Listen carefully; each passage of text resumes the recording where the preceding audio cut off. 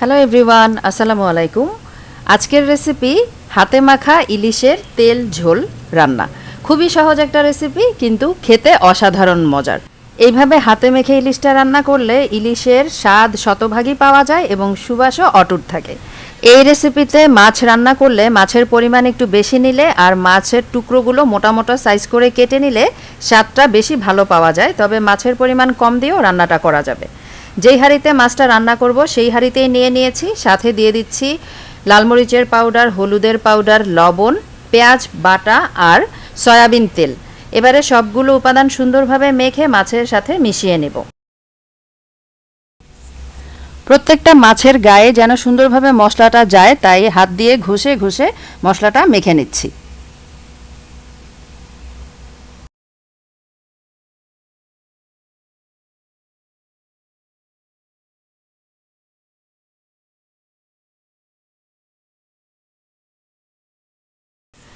মাখানো হয়ে যাওয়ার পর একটু হলুদের পরিমাণ কম মনে হচ্ছিল, তাই আর একটু হলুদ অ্যাড করে দিলাম। এবারে পানি দিয়ে দিচ্ছি।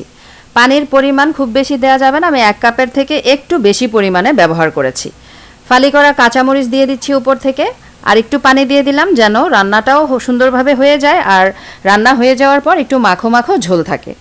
হাঁড়িটা চুলাতে বসিয়ে দিলাম। যখন ফুটে উঠবে, ঝোলের মধ্যে যখন বলক চলে আসবে, তখন মাছগুলোকে হালকা হাতে উল্টে দিতে হবে, কারণ এই পর্যায়ে কিন্তু মাছগুলো শক্ত থাকে, উল্টাতে সুবিধা হয়। আর সেদ্ধ হয়ে যাওয়ার পর মাছ কিন্তু নরম হয়ে যায়, সেক্ষেত্রে উল্টানোর সময় মাছ ভেঙে যেতে পারে। এবারে দিয়ে দিলাম মাছের কলিজা আর পেটিটা।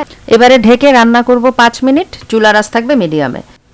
কিছুক্ষণ পরে ঢাকনাটা খুলে হাঁড়ির হাতলটা ধরে একটু নাড়িয়ে দিতে হবে যেন তলা থেকে পুড়ে না যায়। নেড়ে দেওয়ার পর ঢাকা দিয়ে আবারও 10 মিনিটের জন্য মাছগুলোকে রান্না করে নিব, তাহলেই হয়ে যাবে মজাদার হাতে মাখা ইলিশের তেল ঝোল।